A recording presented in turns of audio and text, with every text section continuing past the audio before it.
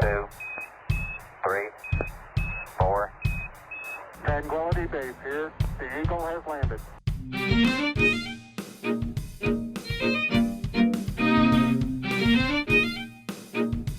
Lift off and the clock is started.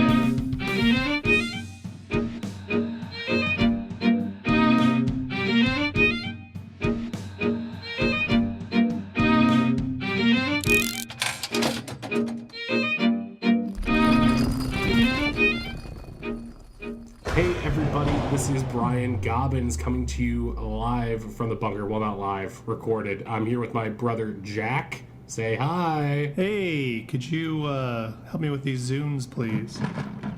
I don't want to touch Zunes right now. We've been moving stuff for what feels like forever. It's been an hour. At least, okay, well, it felt like an eternity with you. I'll say that, with you griping the whole time. Okay. If you're just joining us, we are half brothers. Our father left us this bunker. I keep saying lent us every God. He's dead. Yeah. Okay. Well, that was callous. Our father's dead. We're half brothers. He left us this bunker. It's full of doomsday prepper crap and also apparently Zunes and laserdiscs and shit. We found that out last time. Oh, hang on. What? Sorry, I'm getting a text from Lena. Come on, dude. It's if you don't know, Lena's my on again, off again girlfriend. Holy shit, she's really lost it this time. Yeah, probably because you're here most of the time.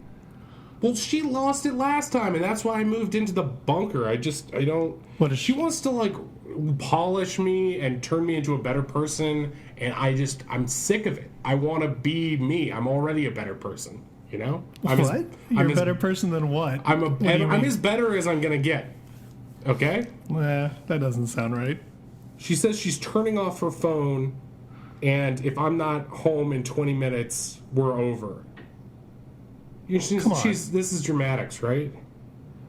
Shit has to be. She said this before, right? Not like this. She sounds really pissed. Like, the emojis she's using are all over the place. Let me see. Lots of skulls. Here, look. Oh, yeah, that's a lot of skulls. That's a lot of skulls. Just, and, I mean, there's a lot of all caps swearing, too. And that thing where it's like it goes on and off shift key, so it's just like a lot of... It feels like she's shouting at you, but it's just text.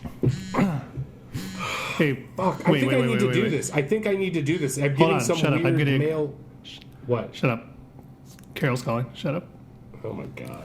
Yeah, your relationship way more important than mine. Shut up.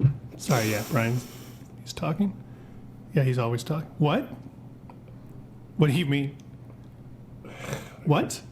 Listening to a phone call. This is real exciting. What are you talking about? The news? Carol, what are you talking about? Oh, did our article come out? What disease was Brian... Carol? She hung up on me. She said they Hold on. Are you're being serious? What do you mean disease? Yeah, I'm not joking. I'm not joking. Corona? What are you talking about? Is your family all right? Norton is shut down. Norton's always shut down. It's a fucking ghost town. No. They shut down Norton. They shut the National Guards out. What? Carol said... Hold on. I'm going to check mine, too. Carol. What do you mean I can't? What do you mean? I just realized... He's not. He doesn't have a virus. She's talking about me? I don't have a virus. Yes. I've been in here with him. He's been in here with me. Carol, if I'm infected, she hung up, dude. So we're both. She said as bad. She said I can't come back because she thinks you had the coronavirus. I don't have the coronavirus. I've been here with you. Unless these. That's what I said. That's what I said. I said we've been here. We've been here together. I need to go outside. Am I going to run into the National Guard if I go outside now? That's what it says. That's what it says. This is fucking insane. I don't like to bring politics into this, but like, Trump fired the CDC 2 years ago. Do you remember that? I remember that. I don't pay attention. I don't pay attention to politics. Fuck. Okay, I have to go. I have to go. There's got to be some sort of hazmat suit or some shit. You can't in here. go, is what it says. It says you can't go. It says stay home unless you're an essential worker. Are you an essential worker? You don't have a job. Okay, let's not keep the low blows at a minimum in this life-threatening situation. It's not a low blow. I'm saying, Fine, are you an what are we essential worker? supposed to do? You just want me to sit here while my relationship dies? I'm not you. Okay, well, my relationship is dying because of you. It's Do you not understand my that? fault that your wife is blaming me for something I. Okay, all right. Let's cool out. Maybe this will blow God. over, right? Her phone's off now. She's not even answering it. It's off. Both their phones are off, and there's a virus. I can't text Lena either because This is insane. bullshit. I can't stay here. Okay, you know what? Freaking out about this is not going to help, right? Let's close the bunker door and just chill. Maybe there's something in here we can find to occupy ourselves for the time being. I'll try to get a hold of Lena via email in the meantime, and I don't know. We'll figure it out. All right, guys, we'll be right back.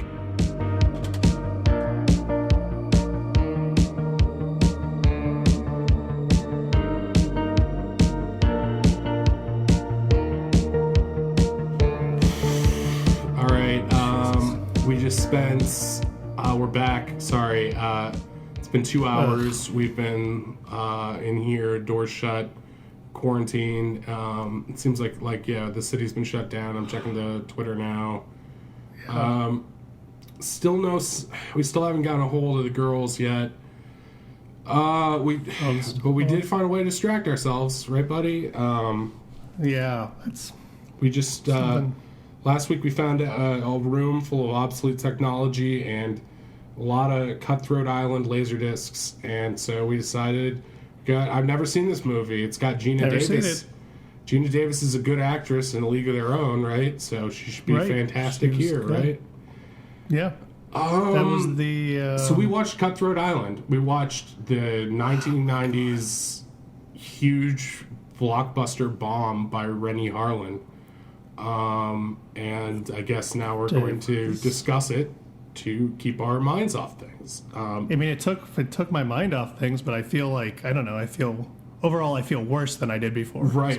Before we went in, I was worried about the virus a little bit. I was worried about dying, and now I kind of welcome it.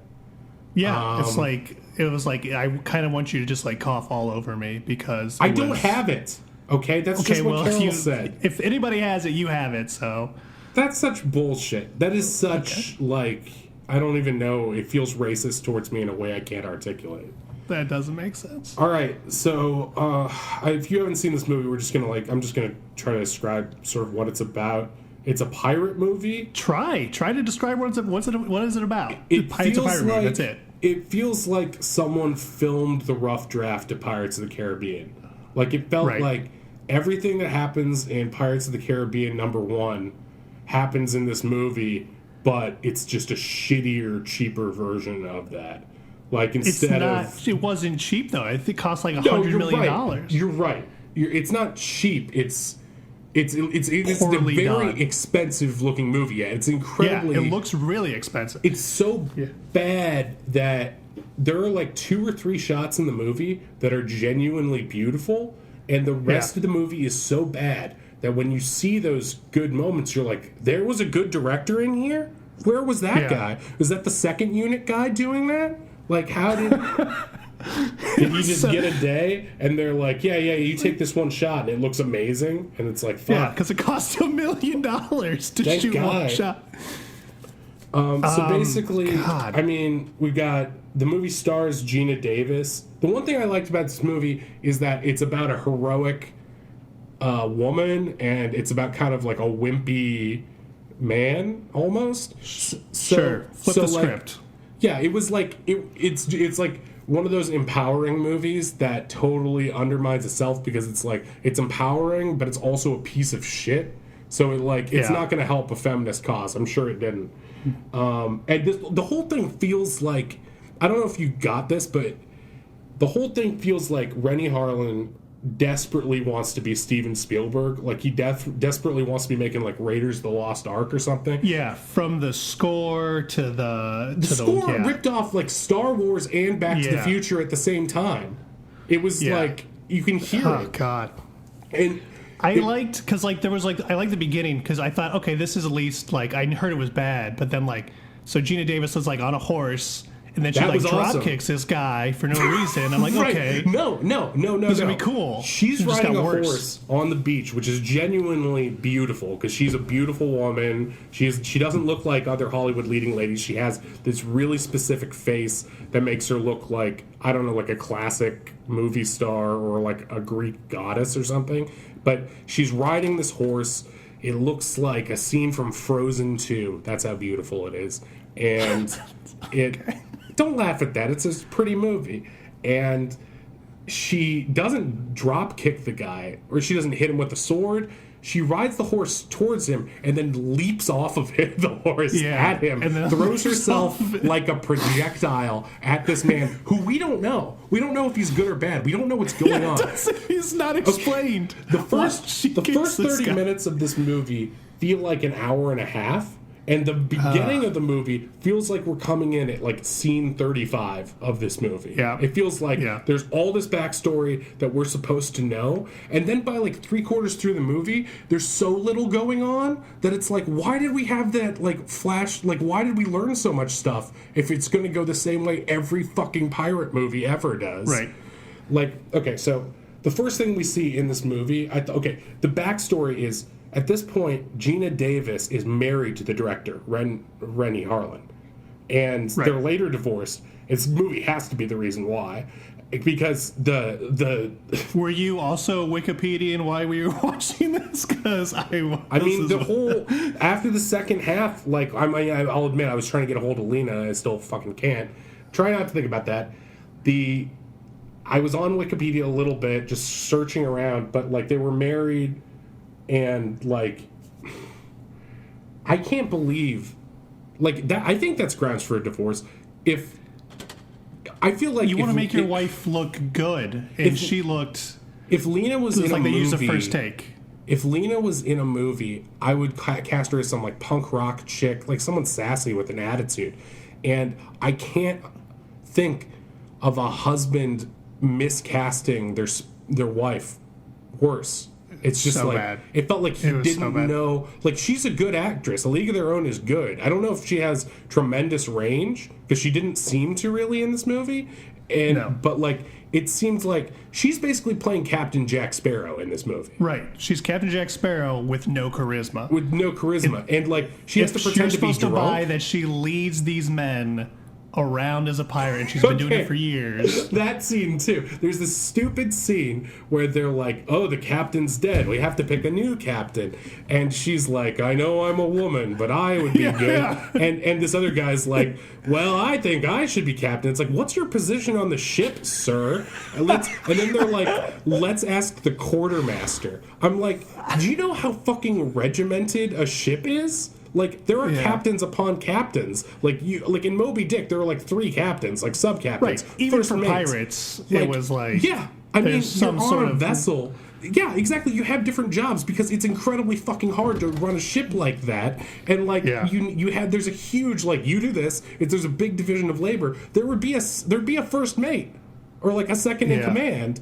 It doesn't make sense. Like, it would go to someone specifically. It wouldn't be suddenly become like a democratic vote. And then the 2 people who seem to have no, it's like, what is their role? They're like, let's ask the quartermaster. Sure, let's ask the person in charge of buying and selling and providing weapons to our pirate crew, because he's It's not a well-run ship. It's not it doesn't make sense. It fundamentally... It's constantly in mutiny, probably. And they're like, well, let's try it.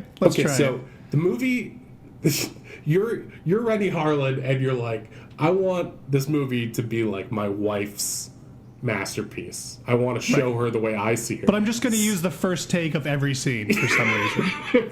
because we have so much money, but we're using more than we have, and we need to just keep going. Because there's a lot of explosions in this movie that don't need to happen.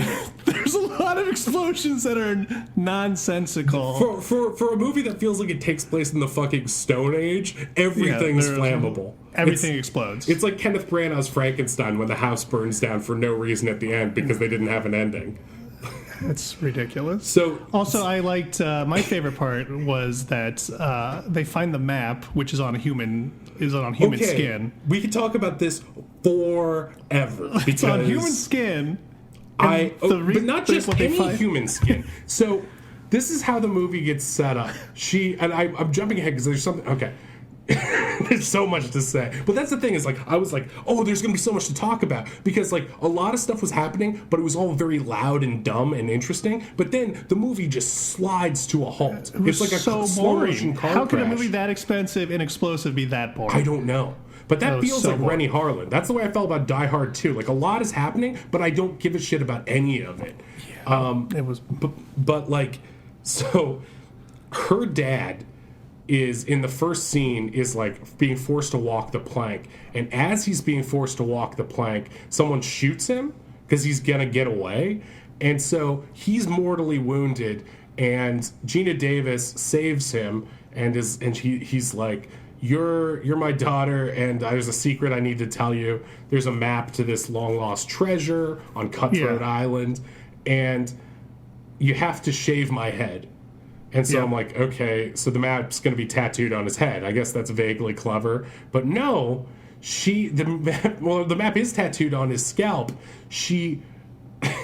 Throughout the rest of the movie, Gina Davis is carrying like a piece of pita bread or a quesadilla, a tortilla, just loose. She reaches into her vagina several times in the movie. They make a joke about it, and she's just like, this is my dad's scalp, I cut it off, it's bloodless, it's just like a silly putty stretch this is replica. my dad's scalp, just carrying it around. What the fuck? It's like, because you're starting off and you're like, is this just going to be dumb or boring? But the choices, the fact that it's like, it's treated like normal, that she scalps her own father. Scalps her own father. And like doesn't have an emotional reaction to it. She just gets drunk and is like, well, she that has was very weird. little emotion throughout the whole thing. I feel like she's basically on a 5 the entire movie. The scariest scenes are where she has to like smile and feel like romantically enticed by Matthew Modine, because she just his second build, and I do not remember. He is unmemorable in every single part. He's second build and just is not there. How did he get this? Because don't know. Because she's in. It seems like she took a Quaalude and is just like, my husband wants me to do this shit.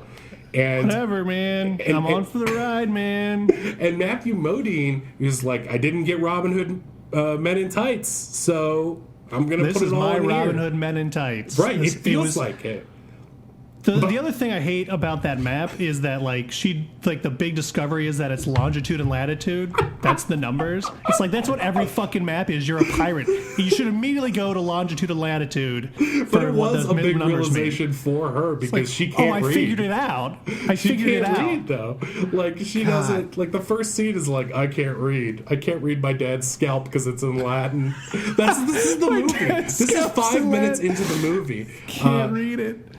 It's just so stupid from the the first moment of the movie, and this I can't believe is like, okay, my wife's in this movie, so scene 1 is her being a whore. She's just, maybe that's too judgmental, but like the first scene is her waking up or leaving bed and getting dressed after sleeping with somebody who seems like a bad guy. He might be, but it's never brought up again. He like immediately calls the army on her or whoever. She's a pirate with a bounty on her head. Is that the same guy? Is that the little? I don't know. Maybe I don't. Because at one point there's like a party that's right. looks very expensive, and I do not know where those characters went. What? Oh my god! So like, first scene 1, she's basically like, boy, the sex sure was good. And he's like, yeah, I sure like the sex too. Too bad I'm You're an a evil hot person. man, Rennie Harlan. Right. And then he's like, too bad I'm double crossing you, and I called the cops. And so like the authorities arrive on horseback outside, and they're like, "Hey, Gina Davis, we know you're in there." It's like perfect stealth approach. Give them time to escape by yelling that. And she's like, "Oh, that's funny because I knew that you knew, and I'm double-crossing your double-cross." She like says that out loud to him, and it's like, what? That's like first rule of acting too, is never say your emotions. Actually, I was in charge, and I knew you knew, and you knew that I knew that you knew. Well, if you explain it like that, there's no mystery at all. 3 seconds into the movie. Like, before we know who either of these characters are, it's a double cross. And I'm like, this has no impact. And her name is Morgan Adams. And they scream, "Morgan!" a million times. And Morgan Adams is not a good pirate name. Like, it's probably one of the worst. If I'm going to be honest, I forgot that was her name till right now. I wrote it down because I was like, that's a shitty name. I saw it, and they say it a million times. Speaking of which, Frank Langella is in this movie, famously played Skeletor. And is he her uncle? I don't fucking know. I was going to ask you He's the eel master. I think he's the eel master. God. There's a scene where he picks up a giant animatronic eel and he Which probably threatens cost her with it. $100,000 at least to make It's that. so stupid. And like, I mean, granted, today they would still do that scene. It would just be CGI. But like, right. I mean, it looked good. It was an expensive eel, clearly. Frank but Langella it was still so stupid. is it feels like he, for the first half of the movie, puts in a borderline good performance. And then by the end of the movie, he's just like, they forgot to write my character, so. He's like I'm an accomplished actor. He's like he's really good, I thought, in the first. I mean, comparatively to everyone else, he's really good. And then you're like, okay, this guy's the bad guy at least. At least I know this guy's the bad guy. Right, and he felt like Jeffrey Rush in Pirates of the Caribbean. It's like, this is a really good actor doing a kind of hammy but actually fun performance. Like, he's chewing the scenery in a way that is fun for us, like Willem Dafoe often does, where you're like, okay, it's over the top, but I really like him doing it. Like, it fits. It actually grounds the movie in a weird way because everything else is so ridiculous. And, like, by the end of the movie, he's just like, I guess that's the way it is. And and like, so we said in the beginning of the movie, this Frank Langella's name is Dog, by the way, which comes up at the end of the movie. It comes up in a big way. In a big way. So, long before that, excruciatingly long before that, seemingly hours and hours before. So, Frank Langella makes Gina Davis's dad walk the plank, and then someone shoots him after he's jumped in the water, and then he bleeds out, and she scalps him, and then goes back to her ship. Her own father. So, yes, she scalps her own father. And then later, it's established that Dog, the bad guy, is Gina Davis's uncle? Or like something. Pseudo. I mean, he keeps saying that family. Yeah, he keeps saying that the dad from the beginning was his brother, but it's like they don't seem to have that relationship in that opening scene. And he keeps saying uncle and niece, but also sexualizing her in this weird way. And very it's like, strange. It makes no sense. And I couldn't tell if they were like, oh, I'm your uncle in like a piratey sense because I've known you since you were a kid or what, but it's never clear, and it makes their relationship really nebulous and meaningless in a weird way. So stupid. I want to say that when the bad guy tries to shoot her in the opening scene, she holds up the pellets from his musket, and she's like, "I took your balls." Like, that's the level of writing. Oh yeah, there's constant stuff about her either cutting off balls or stabbing she people has with a balls. weird fetish where she's constantly like, our hero is constantly threatening to cut people's dick and I think that's off. how she got in charge of a lot of things. It's just like she just started cutting off balls and like, man, this lady's crazy. But also later in the movie, the kid who has nothing to do, who is the older brother from Malcolm in the Middle, by the way, I don't know if you noticed, but I did not notice. That is there's a little blonde kid who's like part of their posse, and he is the older brother from Malcolm in the Middle, and it was distracting to me the entire time. I did not notice. I'm glad. He seems to know that he is part of this group because he also has a low blow. Later in the movie, he stabs someone in what looks to be their ass before he gets punched in the face, and I'm just like, this is just part part and parcel of their pirate. Gina Davis also gets punched in the face a lot, which is kind of. But she's invulnerable. She's like Jack She's Sparrow. invulnerable. She gets shot. She's fine. That whole thing. She gets shot, and you're like, okay, so she's back on the ship. She must have dressed her wound. They do about like an hour's worth of in-movie time, and then she's like, I figured out the map. Oh, also I'm dying, and falls over. Just so they can have this like erotic doctor scene where Matthew Modine pretends to be a doctor just so he can finger her bullet wound, and like he asks for. That was the subtext, I think. Was he's fingering her bullet wound. He asks for.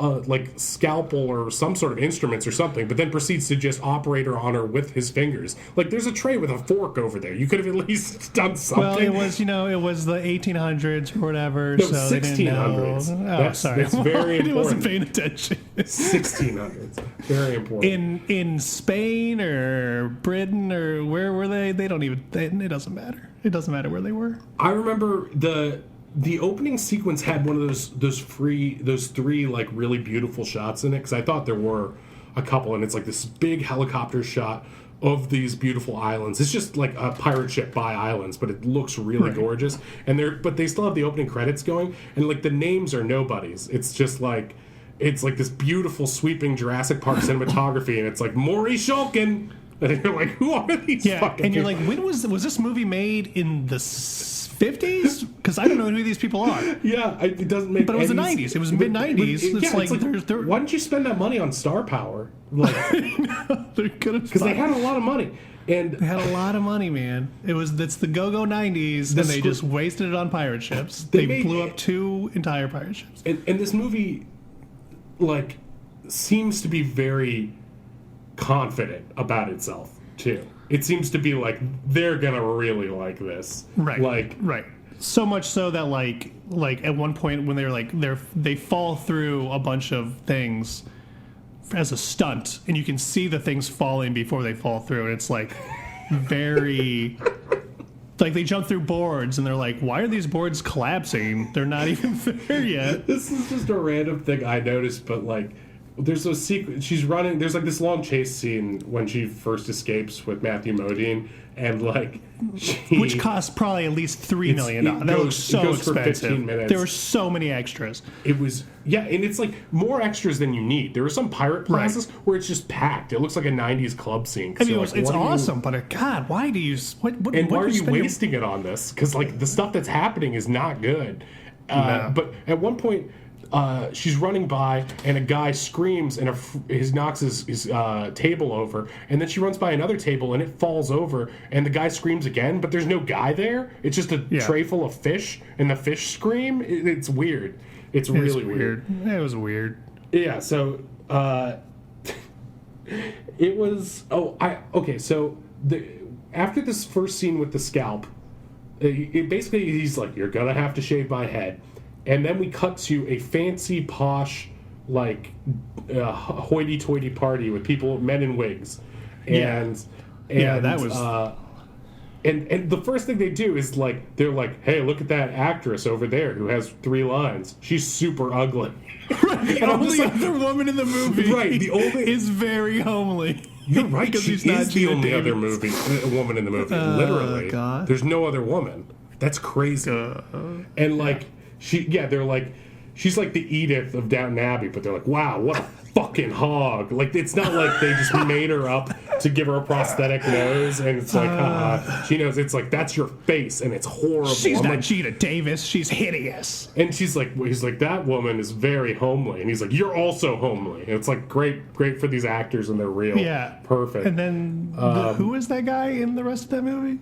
So then that guy is like, basically playing like, the role that there's always in Pirates of the Caribbean, where it's like, oh, we're the British, whatever. We're the Imperials who have to own the seas. And then he had his son, who is like, they kept saying, boy, he's incompetent, but he like never did anything positive or negative. Anything. That's probably why he was so incompetent, because he never did anything. I guess. I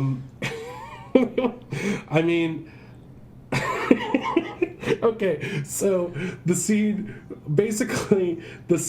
at the party is a setup so we can see Matthew Modine as a gentleman thief, and who seduces the homely woman. That's the reason that scene's there. Okay, that makes Right, and sense. it totally doesn't need to be there. And so he jumps off this balcony, and it seems like to his death, there's like a crash, and then he's just fine. And like he gets captured and immediately made into a slave, and so he's in a slave.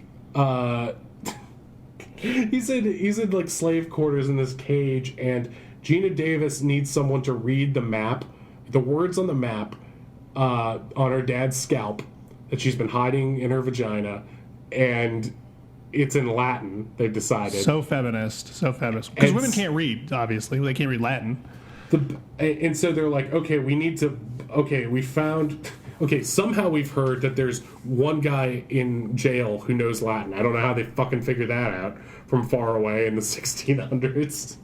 They're like, we've got the intel, but they don't have the intel to like break him out or anything like that. So they go to slave auction and they have to buy Matthew Modine, but there's another guy there who he makes fun of in prison, and so that guy wants to buy him just so he can like rape him in his basement or whatever. And like, was that what they were? Was that the subtext? Like, I don't know, but it seems like he's like a sadist and he's gonna do creepy shit to him. It was, So then Gina Davis stabs that guy in the balls and is like, "Stop betting." And then one of the guards is like, "That's the famous pirate whose name I keep forgetting because it's so." The lady blasé. with the monkey. Morgan. That's who the slaves goes to. The lady with the monkey. It's Morgan Webb from Attack of the Show. And so they. There's this big chase where they like run off together, but there's a scene where when Matthew Modine meets her in prison, and he's like it's supposed to be like a romantic moment where he's like, oh wow, but he's got this smarmy look on his face. He's like, I'm really gonna bang that broad. Like, it doesn't feel romantic, and it doesn't make you like him at all. British Harlan direction was, hey, imagine you're me. That was his trick. So like at this point in the movie, I'm like, it's been like an hour and a half. It's not even 20 minutes in. It takes so long. Do you remember at the slave auction, there's a cage with a dead corpse in it and crows pecking it? And it's like the movie seems like it's kind of PG up to that point, and there's just this corpse and crows just ripping the shit out. There's like these moments of like these intensely gross things that don't fit at all and don't help the movie at all. Like during the chase sequence, there's a bunch of priests carrying what seems to be a dead pope. Oh, right. I read that. And they intersect with the chase sequence, and so they drop the pope, and his face shatters. Yeah. Like they cut close up on the corpse's face shattering on the ground like it was made of plaster. It's really weird. Very strange. I don't know. Towards like by the time they got to like the actual they find the treasure in the battle, I was like checked out. I was looking at my phone. I was like panic scrolling through my phone. Because like the beginning is so full of insane shit that it's almost shocking when after the eel scene that like it just slows to a dead halt. Every time they do something that's like piratey, it's just like, okay, time to check my watch. What's going on? Yeah, it was nice. It was like, okay, this will be. I was like, it was a distraction for a minute, but then it was like, I had to distract myself from the distraction with. This is the thing that felt Robin Hood Men in Tights to me, was when she's like, here, I have something I want to show you, and she's like reaching into her pants to pull out the scalp on the map. She's like, let me reach into my vagina to pull out my father's scalp.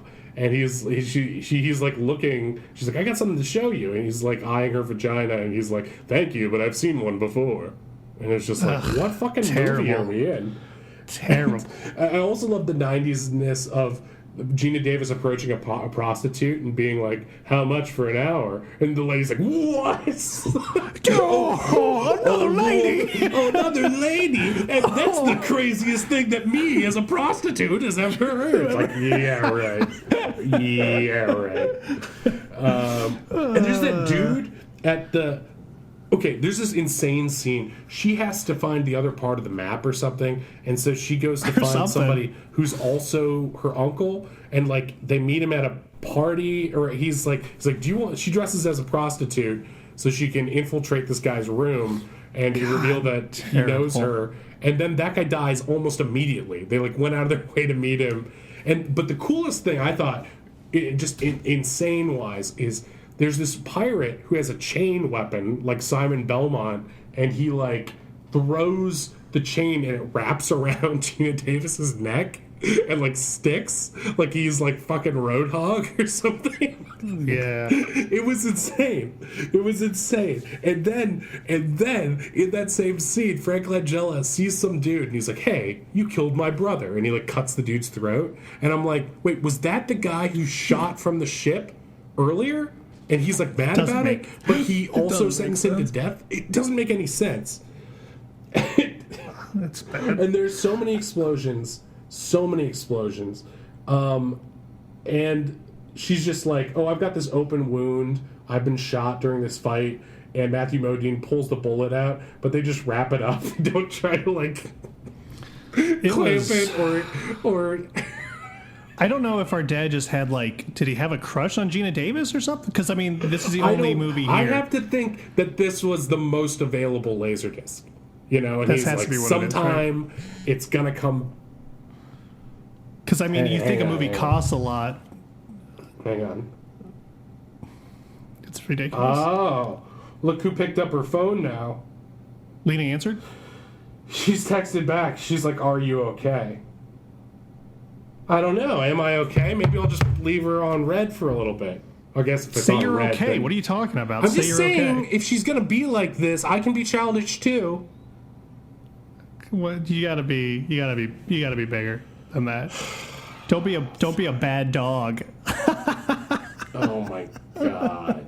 Don't say that. That's what Sorry. Gina Davis says when she the- kills the bad I've guy seen dog at the end. And he explodes through She's the... cowering, and she's like, "Oh, what you didn't expect is I have a cannon." And then she I have a pulls a cannon. cloth off a cannon. What else was the cloth covering except a cannon? It wasn't... yeah, hold on. Hey, actually, shut up. Shut up a second. Yeah. All right, I'm gonna text. Shut up, it's I'll Carol. text her back. Shut up. Yeah. Hey. I know, I'm worried too. Yeah, we were watching Cutthroat Island with Gina Day. Yeah, it's terrible. I'm just gonna say, yeah, I'm fine. Shut up. You could. Yeah, he's still. Okay, she I says know. I'm she's worried fine too. Tell the kid. Yeah, I'll be home. Okay. I know. Hey, sorry. That was. Carol said I can come back. She said the kids are worried about me, but Yeah. I think Lena she feels said- bad too. She doesn't want me to be here. I don't think she wants to be alone while this shit's going on. this is crazy. I mean, it's bad. I don't know Yeah, if I it's feel Cutthroat like Island this bad, movie but really helped us with our relationships. You know, is that your I'm just fucking takeaway? kidding. The movie sucked. I don't know. It was terrible. There's That nothing. was- There's nothing. The entire the bottom half of the movie, just to wrap it up, is just them. They figure out the map and they go to Cutthroat Island. They find the treasure. They have a hard time getting the treasure out. They get double crossed by this guy who's like the stupidest character in the movie. He's like the fat, sweaty pirate who is an author who follows pirates around and writes about their tales, but also There's doesn't so many want to be characters that they die danger. off. It doesn't matter. He's the worst thing he does in the entire movie to me is early on when they're going to the slave auction. He's like, "Oh, I hope you'll be okay. I'm the only one who knows how to act in high society, but I must go see my book dealer." And it's like, what the fuck is your priority here? Like, why are you in this movie? And only to double cross them later. There's all these double crosses, and like, there's like a really frustrating quicksand scene where it's just like played for laughs. Quicksand. That was more like a slow sand scene. It took forever. The thing is, I like that pun, by the way. Slow sand. That was was real good, right? Because That it was took real forever. good. That's why I That laughed movie- so hard at it, I think. okay, cool. Well, you didn't Okay. laugh, so you're just being a dick. Okay, so Whatever. Matthew Modine sneaks into Frank Langella's cabin on his ship to steal his part of the map to find the treasure. And Oh my god, there's it's so many right things before- in this movie that are but just why didn't he stupid. kill him while he was in the cabin? It doesn't, because Like- then Gina Davis couldn't say bad dog. That's what Right. that was the point of the movie. She couldn't shoot him with the cannon and say bad dog. dog. And like because his that name whole was thing dog. was like she's like crawling back. Ha! I have a cannon. I'm like, that's cartoony. And then she says bad dog and shoots him. I'm like, She says bad dog. I was like, And I then said the it was Looney cartoony Tunes theme before. song Yeah. plays. And the movie, I nothing like everything that we talked about. It was like the first 30 minutes, and then just nothing happens. It feels Right. like we're joking, but it's just they sail there, they walk through the jungle, they find the treasure, and then conveniently at the end, it's like, oh, the treasure went to the deep. Oh, that sucks. Nope, I tied it all to a barrel, and it's all tied to this one It's barrel. all in this barrel. So it's great. And then the movie, I knew it was bad, but it was like I didn't think it was. It wasn't like fun bad. It was just like. it was for a second. In the beginning, was for a it second. was so bad. I was like, this might be like when the scalp is like, I've got the scalp, and Yeah, she's just and like the eagle fingering thing it was like a hot fun. potato. I was like, that was just got insane. boring, man. It got boring. And I don't know. the end of the movie is like literally 30 consecutive minutes of two ships just shooting each other. And Yeah. it's like Pirates of the Caribbean. And for a movie that has so many quips in its first chase scene, like every fucking line is a terrible quip. There are no quips at the end. And it's just like, pace yourself, man. Even if they're bad, just fucking pace them out. Well, I think they were building up to say bad dog, I think, was the thing. They really wanted to emphasize how hard they said bad dog. It's so good. You got to like clear the air around it to land that plane. Did you notice when there's this big thing, they're hanging from ropes and they have this conversation and Frank Langella suddenly becomes this like maudlin scholar. He's like, the things people do for love. It's like, what character are you, man? Are you the rapist uncle or are you the wacky acting chops? Got to flex them a little bit.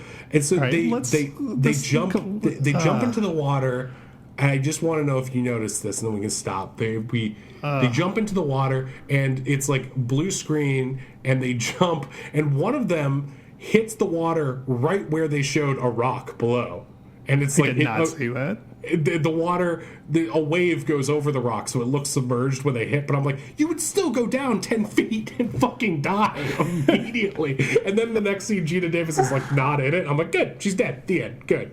I never have to see the chin again. But yeah, I give it 0 5 stars. goals out of. Yeah. I don't know. It That was ruined the other Matthew thing. McDean's career, I think. I mean, I don't understand. Like, everything in that, he was just like too very 90s dude. He's just too modern. Like, there was nothing of the period about him. So don't, if you have a Laserdisc player, don't buy one of these from us, I guess. Or do. I mean, I don't know. No, that's not what you We want to need say. the money, but like, They'll still buy it. It's fun. It's fun to watch. It's fun to watch on Laserdisc. I like getting up halfway through and switching it out. That was fun. yeah, I what didn't. a treat. That was a treat. We should get out of here. You gotta go brave the. You know what? We found that gas mask before. I bet if we both wear gas masks, we can make it. Carol will be a little less mad if I'm wearing a gas mask home. I think if I said I had it on the whole time. Just warn her because she seems very like anxiety driven. Well, she knows that you've been living here and you haven't been. Cleaning. I'm saying I'm not even worried about that anymore. I'm just saying like the idea of you walking in the door with a mask, she's gonna think you're like a mutant fly or something and hit you with a broom. Yeah, that's a good point. Yeah, okay. Well, yeah, but I'm saying like me not breathing, you not breathing on me. I'll just say I was wearing this the entire time you were around me, and she'll feel better. All right, we're done. Thank you for listening, and if I hopefully you guys are all safe and staying sane too. I will say that just in general, watching a shitty movie or doing something stupid, even fucking Cutthroat Island, helped me take my mind off the idea that there's a scary virus thing happening. So it helped for like 30 minutes, and then I was panic scrolling immediately because it's like, so just find something to distract yourself and stay safe because that's pretty much all I think we can do right now. But let's put on these gas masks and go see if we can get laid one more time before everything collapses. Not okay. Wear a Connie though, because fucking we don't need more. Don't call it a Connie, dude. Don't call it a comeback, bitch. Okay. 2, Tranquility Base here. The Eagle has landed. Hey, this is Matt Shore. With me as always was Mike Kolar. This was Bunker Brothers, a mini episode featuring Gina Davis. No, we probably can't say that legally. Oh my god. Stay safe out there. Gonna try to keep us quarantine material free if we can. Let's keep our minds off things. If you liked it, like and subscribe and 5 stars us and all that good stuff. Bye.